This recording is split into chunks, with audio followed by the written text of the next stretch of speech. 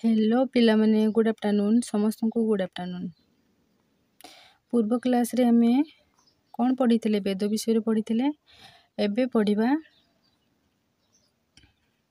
आर्य मानकर ग्राम्य जीवन विषय। ओके, तेबे चलो पिलामाने क्लास टी को आरंभ करिबा। आशा करे आपण माने मन देकी सुनिबे। चलो क्लास टी आरंभ करिबा। तेबे आर्य दल गुड़िक विभिन्न ग्राम रे बसवास करुथिले।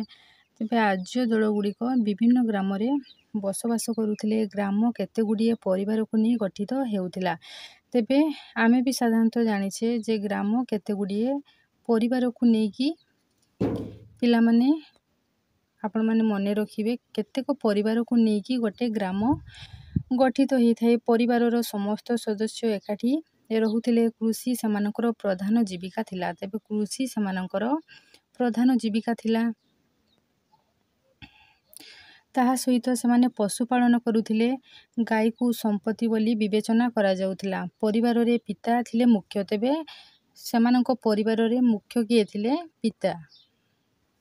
तांकू कुलप कुहा जाउथिला कि पैना आमे पूर्वरु पढ़िचे आर्य मानकर परिवारर मुख्य को कुलप बोली कुहा जाउथिला। बा सेमाने कुहंती समाज रे नारीर स्थान उच्च रे थिला। नारी माने पुरुष मानक सहित विभिन्न कार्य जाग यज्ञ रे जोग देउथिले। घोष लोपामुद्रा आदि नारी माने वैदिक मंत्र रचना और पठन करुथिले। तेबे घोष लोपामुद्रा आदि नारी माने कौन करथिले ना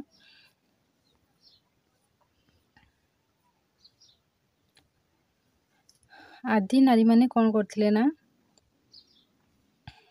वैदिक मंत्र रचना और पठन से माने करुथिले। नेक्स्ट होची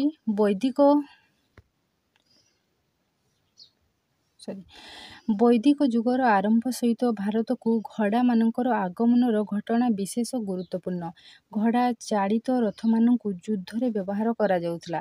तेबे घोड़ा चालित रथ मानकु समाने युद्ध रे व्यवहार करुथिले। आर्य मानकु तीन श्रेणी रे विभक्त करा जाउथला। शासक श्रेणी रे राजा तांकर कर्मचारी योद्धा रहुथिले। तेबे आर्य मानकु तीन श्रेणी रे विभक्त करा जाउथला। शासक श्रेणी रे के थिले राजा तांकर कर्मचारी राजांकर कर्मचारी आउ योद्धा। ओके,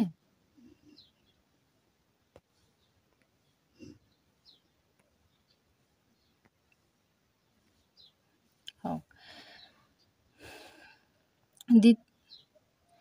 द्वितीय श्रेणी रे थिले पुरोहित एवं तृतीय श्रेणी रे थिले साधारण लोक। तेबे प्रथम श्रेणी रे को माने थिले ना राजा तांकर कर्मचारी योद्धा माने प्रथम श्रेणी रे थिले। एवं द्वितीय श्रेणी रे थिले पुरोहित एवं तृतीय श्रेणी रे थिले साधारण लोक बा प्रजा माने थिले तृतीय श्रेणी रे। ऋग्वेदीय समय रे शेष भाग बेलकु समाज को चारि वर्ण रे विभक्त करा गला। तेबे ऋग्वेदीय समय रे कोन हैला ना समाज को चारि वर्ण रे विभक्त करा गला। सेगुड़िक हैला ब्राह्मण।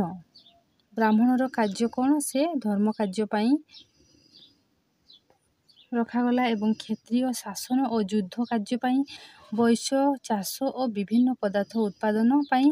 एवं शूद्र अन्य तीन वर्णर सेवा पाई चारि भाग रे विभक्त करा जाइथिला। लोक माने दुग्ध और दुग्धजात खाद्य बेसी परिमाण रे खाउथिले। एवं लोक माने दुग्ध और दुग्धजात खाद्य बेसी परिमाण रे खाउथिले। एतद् व्यतीत विभिन्न फलमूल पनिपरिबा डाली जातीय पदार्थ और मांस इत्यादि खाद्य रूपे ग्रहण करुथिले। गहम और जौ प्रधान खाद्य थिला। ओके, गहम और जौ तांकर प्रधान खाद्य थिला। परवर्ती वैदिक जुगरे धान उत्पादन करी शिखिथिले। तेबे परवर्ती वैदिक जुगरे समाने कोन करले ना धान किपरि उत्पादन करा जाय से विषय रे समाने जानिले। ऋग्वेद रे पानीय रूपे समरस और सुरार उल्लेख रहिछि। तेबे ऋग्वेद रे आउ कोन उल्लेख रहिछि पानीय रूपे समरस और सुरा। सुरार अर्थ कोन पिला माने जानिछो? सुरार अर्थ होछि मद। ओके, ପ୍ରକୃତିର ବିଭିନ୍ନ ଶକ୍ତିକୁ ଆର୍ଯ୍ୟମାନେ ପୂଜା କରୁଥିଲେ। ତେବେ ପ୍ରକୃତିର ବିଭିନ୍ନ ଶକ୍ତିକୁ ଆର୍ଯ୍ୟମାନେ ପୂଜା କରୁଥିଲେ, ପ୍ରକୃତିକୁ ପୂଜା କରୁଥିଲେ। ପ୍ରକୃତିର ଦୃଶ୍ୟାବଳୀ ପଛରେ ଯେ ଦେବତାମାନଙ୍କ ସତ୍ତା ଅଛି, ଏ ପ୍ରକାର ବିଶ୍ୱାସ ଧାରଣା ସେମାନଙ୍କର ଥିଲା। ସେମାନେ ଉଷା, ସୂର୍ଯ୍ୟ, ଅଗ୍ନି, ବରୁଣ, ଇନ୍ଦ୍ର ଆଦି ଦେବତାମାନଙ୍କୁ ଉପାସନା କରୁଥିଲେ। ପୃଥିବୀକୁ ମାତୃଦେବୀ ରୂପେ ପୂଜା କରୁଥିଲେ। ତେବେ ଆର୍ଯ୍ୟମାନେ ଆଉ କ'ଣ କରୁଥିଲେ? ପୃଥିବୀକୁ ମାତୃଦେବୀ ରୂପେ ସେମାନେ ପୂଜା କରୁଥିଲେ। ଦେବାଦେବୀମାନଙ୍କୁ ସନ୍ତୁଷ୍ଟ କରିବା ଉଦ୍ଦେଶ୍ୟରେ ଯଜ୍ଞାନୁଷ୍ଠାନର ଆୟୋଜନ କରାଯାଉଥିଲା। ତେବେ ଦେବାଦେବୀମାନଙ୍କୁ ସନ୍ତୁଷ୍ଟ କରିବା ଉଦ୍ଦେଶ୍ୟରେ ସେମାନେ ଯଜ୍ଞ କରୁଥିଲେ। ସେଥିପାଇଁ ଘିଅ, ଦୁଧ ଆଦି ଦ୍ରବ୍ୟ ଅଗ୍ନିରେ ସମର୍ପଣ କରାଯାଉଥିଲା। ଓକେ, ଏହା ଥିଲା ତାଙ୍କର ଗ୍ରାମ୍ୟ ଜୀବନ। ତା ପରବର୍ତ୍ତୀ ପଏଣ୍ଟଟି ହେଉଛି ସମସାମୟିକ ତାମ୍ରପ୍ରସ୍ତର ଯୁଗର ମାନବ ବସତି। ଇନାମ ଗାଁଓ। ଓକେ, ମହାରାଷ୍ଟ୍ର ଦେଶର ଭୀମା ନଦୀର ଶାଖା ନଦୀ ଘୋଦ ନିକଟରେ ଇନାମ ଗାଁଓ ଅବସ୍ଥିତ। ତେବେ ପିଲାମାନେ ଇନାମ ଗାଁଓ କେଉଁଠି ଅବସ୍ଥିତ? ନା ମହାରାଷ୍ଟ୍ର ପ୍ରଦେଶର ଭୀମା ନଦୀର ଶାଖା ନଦୀ କିଏ? ଘୋଦ। ଭୀମା ନଦୀର ଶାଖା ନଦୀ ହେଉଛି ଘୋଦ। ଘୋଦ ନିକଟରେ ଇନାମ ଗାଁଓ ଅବସ୍ଥିତ।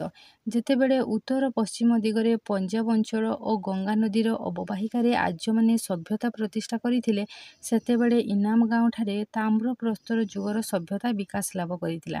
ଯେତେବେଳେ ଉତ୍ତର ପଶ୍ଚିମ ଦିଗରେ ପଞ୍ଜାବ ଅଞ୍ଚଳର ଉତ୍ତର ପଶ୍ଚିମ ଦିଗରେ ଓ ଗଙ୍ଗା ନଦୀ ଅବବାହିକାରେ ଆର୍ଯ୍ୟମାନେ ତାଙ୍କର ସଭ୍ୟତା ପ୍ରତିଷ୍ଠା କରିଥିଲେ, ସେତେବେଳେ ଇନାମ ଗାଁଓରେ କ'ଣ ଗଢ଼ି ଉଠିଥିଲା? ନା କ'ଣ ବିକାଶ ଲାଭ କରିଥିଲା? ନା ତାମ୍ରପ୍ରସ୍ତର ଯୁଗ ସଭ୍ୟତା ଓକେ ବିକାଶ ଲାଭ କରିଥିଲା।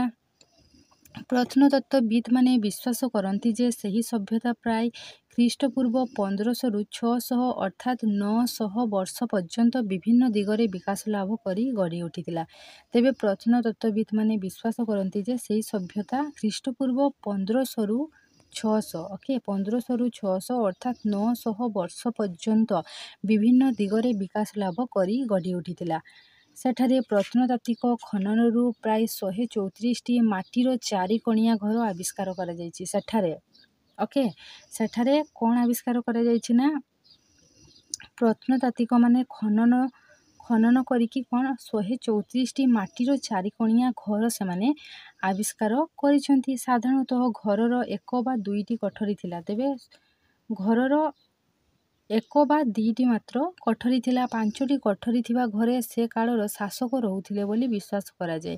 ତେବେ 5ଟି କୋଠରୀ ଥିବା 5ଟି କୋଠରୀ ଥିବା ଘରେ ସେ କାଳର ଶାସକ ରହୁଥିଲେ ବୋଲି ବିଶ୍ୱାସ କରାଯାଏ। ହରପ୍ପା ଭଳି ସେଠାରେ ମଧ୍ୟ ଶସ୍ୟାଗାର ଦେଖିବାକୁ ମିଳେ। ତେବେ ହରପ୍ପା ସଭ୍ୟତାରେ ଆମେ ଶସ୍ୟାଗାର ଦେଖିଥିଲେ, ତାର ଲମ୍ବ ପ୍ରସ୍ତକୁ ମଧ୍ୟ ଜାଣିଥିଲେ। ଏଠି ମଧ୍ୟ 5ଟି କୋଠରୀ ଥିବା ଘରେ ଶସ୍ୟାଗାର ଥିଲା, ଯେଉଁଠିକି ଯେଉଁ କୋଠରୀରେ କିମ୍ବା ଯେଉଁ ଗୃହରେ କି ଶାସକ ରହୁଥିବାର ଅନୁମାନ କରାଯାଏ। ଓକେ, ନେକ୍ସଟ ହେଉଛି ଅଣ୍ଡାକୃତି ବା ଦୀର୍ଘ ବୃତ୍ତାକାର ଗାତକୁ ଚୁଲି ଭାବରେ ବ୍ୟବହାର କରାଯାଉଥିଲା।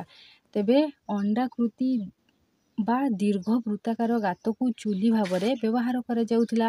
ଘର ଭିତରେ ଓ ବାହାରେ ଏହି ପ୍ରକାର ଚୁଲି ଦେଖିବାକୁ ମିଳେ। ଘର ଭିତରେ ବା ବାହାରେ ଏହି ପ୍ରକାରର ଚୁଲି ଦେଖିବାକୁ ମିଳେ। ତେବେ ଚୁଲିର ଆକୃତି କିପରି ଥିଲା? ଅଣ୍ଡାକୃତି ବା ଦୀର୍ଘ ବୃତ୍ତାକାର। ଓକେ, ପିଲାମାନେ ମନେ ରଖିବ ଯେ ଚୁଲିର ଆକୃତି କିପରି ଥିଲା? ଅଣ୍ଡାକୃତି ଥିଲା ବା ଦୀର୍ଘ ବୃତ୍ତାକାର। ଓକେ, ଲୋକମାନେ ଗାତ ଖୋଳି ମାଟି ଭିତରେ ଶସ୍ୟକୁ ସାଇତି ରଖୁଥିଲେ। ଲୋକମାନେ କ'ଣ କରୁଥିଲେ? ନା ଗାତ ଖୋଳିକି ମାଟି ଭିତରେ ଶସ୍ୟକୁ ସାଇତି ରଖୁଥିଲେ। କେତେକ ଗାତରେ ସେମାନେ ଅଳିଆ ଆବର୍ଜନା ପକାଉଥିଲେ। ଲାଲ ଏବଂ କଳା ରଙ୍ଗ ଥିବା ମାଟି ପାତ୍ର ସେମାନେ ବ୍ୟବହାର କରୁଥିଲେ। ଲାଲ ଓ କଳା ରଙ୍ଗ ଥିବା ମାଟି ପାତ୍ର ସେମାନେ ବ୍ୟବହାର କରୁଥିଲେ। ପ୍ରସ୍ତର ନିର୍ମିତ ଅସ୍ତ୍ରଶସ୍ତ୍ର ସାହାଯ୍ୟରେ ଗଛ କାଟିବା।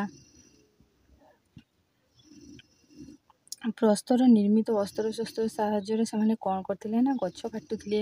ପଶୁମାନଙ୍କ ମାଂସକୁ ଖଣ୍ଡ ଖଣ୍ଡ କରୁଥିଲେ ଓ ସେମାନଙ୍କର ଚମଡ଼ାକୁ ବାହାର କରିପାରୁଥିଲେ। ଓକେ, ଲୋକମାନେ ତମ୍ବାରେ ତିଆରି ହାତ ହତିଆର ବ୍ୟବହାର କରୁଥିଲେ। ଇନାମ ଗାଁଓର ଲୋକମାନେ ରାଜସ୍ଥାନରୁ ତମ୍ବା ଆଣୁଥିଲେ। ତେବେ ଇନାମ ଗାଁଓର ଲୋକମାନେ ସେମାନେ କ'ଣ କରୁଥିଲେ? ନା ଇନାମ ଗାଁର ଲୋକମାନେ ସେମାନେ ରାଜସ୍ଥାନରୁ ତମ୍ବା ଆଣୁଥିଲେ। ସେଠାରୁ ବିନ୍ଧ,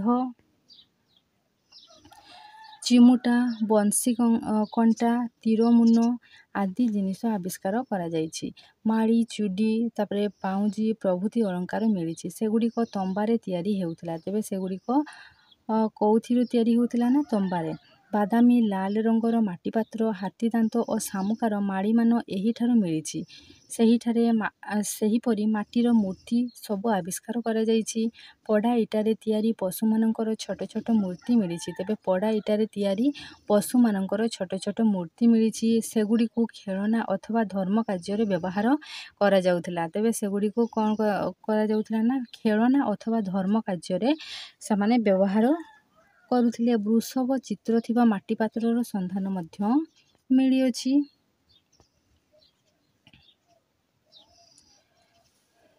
ତେବେ ପିଲାମାନେ ଆମେ ପରବର୍ତ୍ତୀ କ୍ଲାସ୍ରେ ସମାଧି ସ୍ଥାନ ପଏଣ୍ଟଟିକୁ ପଢ଼ିବା ଏବଂ କ'ଣ କ'ଣ ଅଛି ଦେଖିବା। ଆଶା କରେ ପିଲାମାନେ ଏହି ଭିଡ଼ିଓଟି ଆପଣମାନଙ୍କୁ ଭଲ ଲାଗିଥିବ। ଯଦି ଭଲ ଲାଗିଥିବ ଏହି ଭିଡ଼ିଓଟିକୁ ଲାଇକ୍, ସେୟାର, କମେଣ୍ଟ ଏବଂ ଏହି ଚ୍ୟାନେଲଟିକୁ ସବସ୍କ୍ରାଇବ୍ କରିବା ପାଇଁ ଜମା ଭୁଲିବେନି।